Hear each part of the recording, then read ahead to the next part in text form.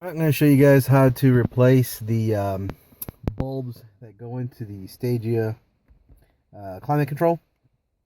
So to do that, all we're going to need is just a couple of tools. I ordered this kit on eBay for about, I think it was 12 bucks. It's a 16-piece kit. It's just a prying tool kit.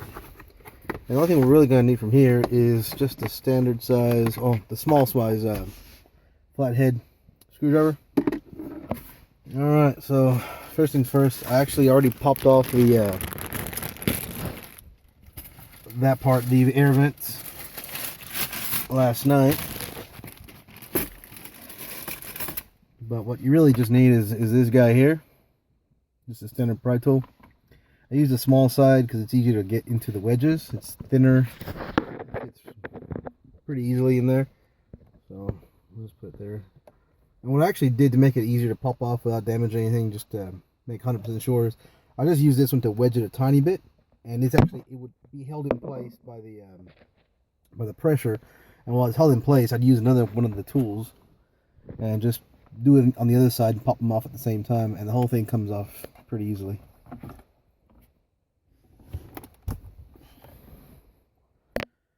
Alright, so first thing you see, there's a couple of screws. These are for the fascia itself, and then the metal ones on the sides. The other one's to keep the head unit in. Next thing we're going to do is remove the ashtray. That one just pops right out. And my car didn't have a screw in there, but there's normally a screw in there as well. So that one you need to make sure you remove. Finally, you got to put the car in neutral or anything other than park, because you're going to need to get there we go, it's a neutral, because you're going to need to have this ready, because it's going to come out straight up and there's not going to be enough clearance. Alright, so once you've done that, you just get rid of all these coins.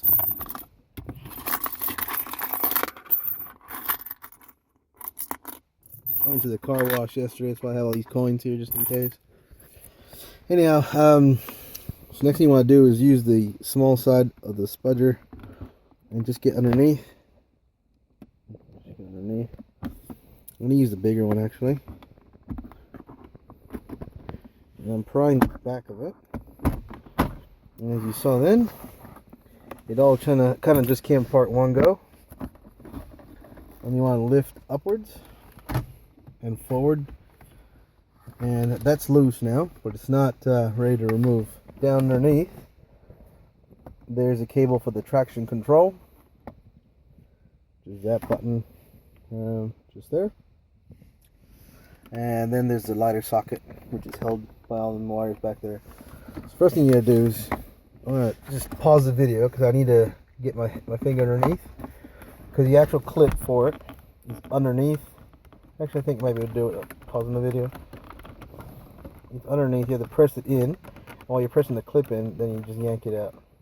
I will need to pause it, so I'm going to just do that. Okay. So like I said, that's what you want to do is clips underneath. Press that in. While you're pressing it in, you yank it out. And that just goes right there. And the socket right here.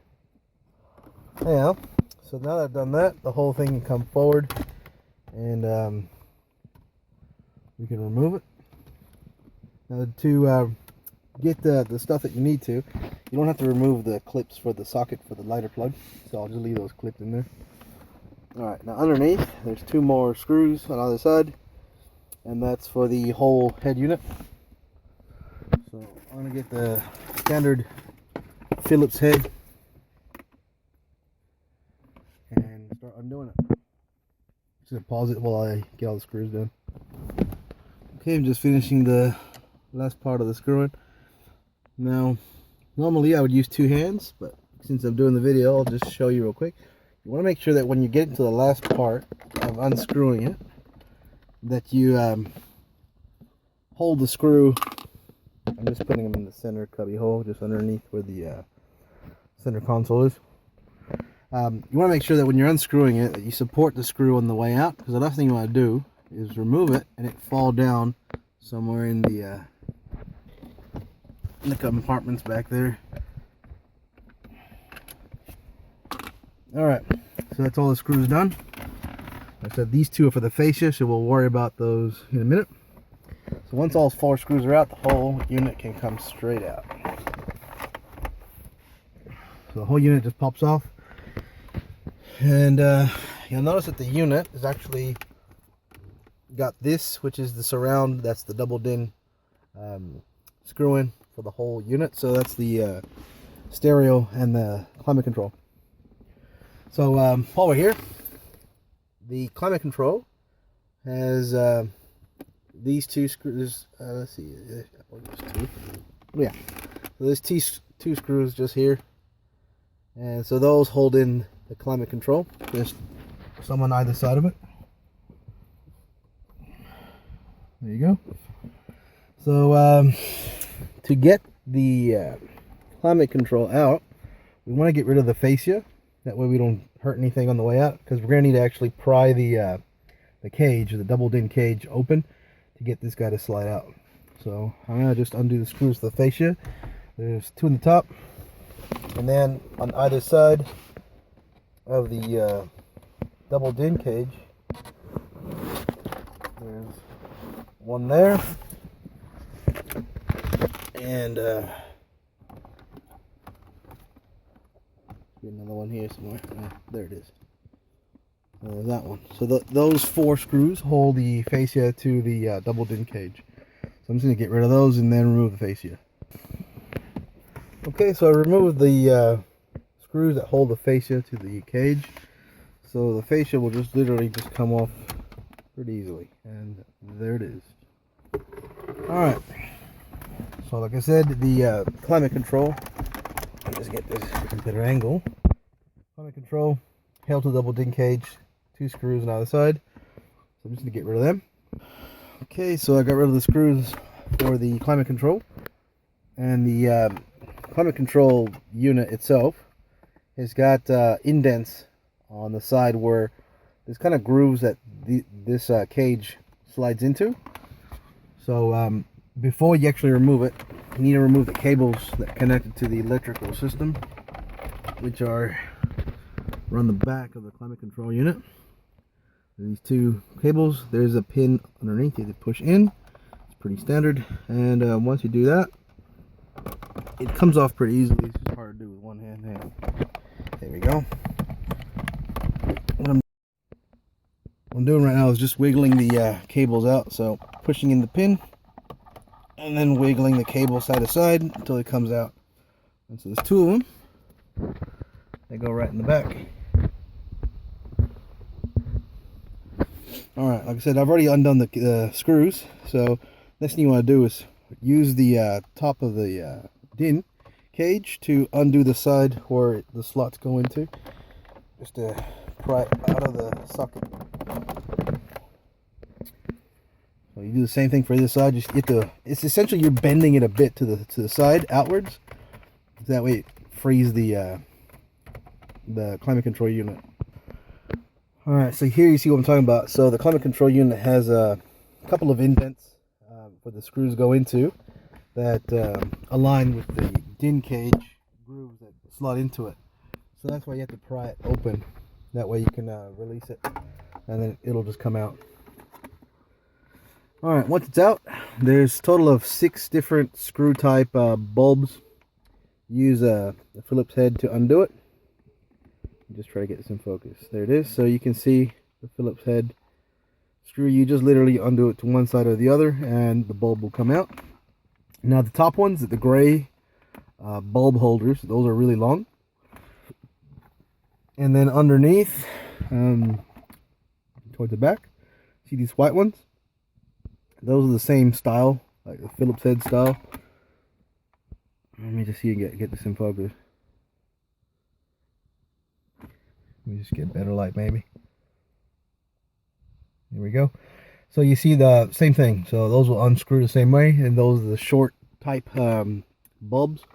So I'm just gonna remove one of each to show you guys, because I actually already replaced all of them, but I put in the ones that go for the mode and the fan light, which are this one and this one. I put them in the wrong way, because you don't have to put them any specific way. They're not like plus and minus polarity to them when you screw them in. It's determined by which of the contacts on the board you make contact with. You see there's a contact on the other side of it. So if you put it one way and you put them all in, test it out before you seal the whole thing back up again. Just plug in the cables, turn on your ignition, put on your headlights, test them out, make sure everything lights up. If it doesn't light up, you know that you've put it in the wrong way, so you just gotta undo it and put it in the other way around and screw it back in and you're good to go. I'm just gonna pause it so I can get those lights out to show you. Okay, so I removed the lights. I just got some part numbers for you guys as well. The top ones are T5s in the size, and the bottom ones are T1.5s in size. Now, that's fine if you're going to be using the standard bulbs. By the way, for the top ones, they're really hard to get out, so I just got some cheap tweezers that I got on eBay for a mobile phone repair kit, just to extract it out. Anyhow, I found that the replacement, I actually got LEDs from eBay. I just looked up Stagea Climate Control LEDs.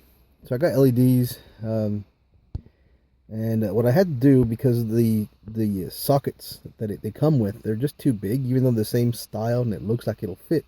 What I found is that if you have a look at that shape of the hook there on the actual, you can see where I'm holding, just trying to get it in focus. There we go. So that flag looking hook, it comes really deformed on the ones that you get, the cheap Chinese ones. So I was trying to file it down to get it to fit, but it was just a lot of work. And since I had 6 bulbs to replace with LEDs, it was going to take too long. So what I ended up doing is I ended up just undoing the LEDs from the actual socket that they came with. And I took out the bulbs from the original sockets, which this is one of the original sockets, well, the housing for it anyway. I ended up just getting the contacts straight, the wire, just to remove the bulbs out of the housing. Did the same thing for the new ones, the replacement LEDs, and I straightened out the wire on them, put them through the sockets like this, and then fed them through the holes underneath, bent it around. And as you see, and I use tweezers because they're really thin. I was able to do that for all of them, and that was much quicker than trying to file down the cheap, crappy housing. As you can see, these are brown from the actual original bulbs, but it doesn't matter, it's just the housing. So I ended up doing that for all of them, and since the original housing for it fits right in like no problem at all. So anyways, I'm just gonna put it all back in and change the direction of how I got them onto the contacts. And after that, we should be good to go. So I'll do that now. Let me just see if I can get you the contacts in focus here. Let me show you. So either side of that socket, here are the metal contacts on either side. So you just, if it doesn't work, just change it around, because it fits with that kind of keying to it. Just change it around, hit the other side of the contacts, and that should work. Okay, it's worthwhile noting that I used the small Phillips the small flathead screwdriver to undo the screws for the lights. So anyways, once you've replaced them, you'll need to test them out rigorously just by plugging in the connector again, turning on your lights, just to make sure that you got all of them going. Because like I said, if you put them in the wrong way around, because there's no positive and negative markings, you might find that some of them will turn on, some of them won't. So I'm going to try blocking as much of the light as I can so you can see when the LEDs are going. Right now I've just turned on the light. It's hard to see during the day. At night it's obviously much easier. But let me just get that going. Turn on the AC.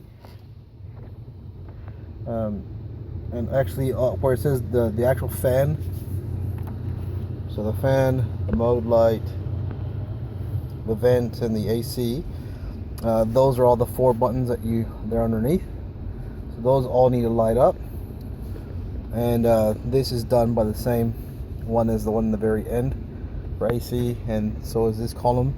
It's done by the one in the very end on here, and the actual LCD is done by the top two gray ones. So right now it's in the middle of the day. It's not that bright. I chose white LEDs, but at night it's extremely bright. So there's actually different colors you can get on the internet. So yeah, just do that and away you go. So I'm gonna put it back together. So obviously all I'm gonna do is, I've already got the cables plugged in. I'm gonna unplug them, fit this through the front again, open these up, make sure it catches on either side, put the screws back in, plug it in, put the head unit back where I got it from, screw the top, screw the bottoms, obviously screw the fascia before I do any of that, and then just do the whole process in reverse, and away we go. And that's it. Alright, talk to you later. Bye. So that's the LEDs all replaced on it. Everything's off as far as the screen, but you see all the buttons are all lit. This is just with the lights on. If you don't have the lights on, it won't light up. It's only so that's the lights off, and that's with the air conditioner going. So it's pretty damn bright. So that's it.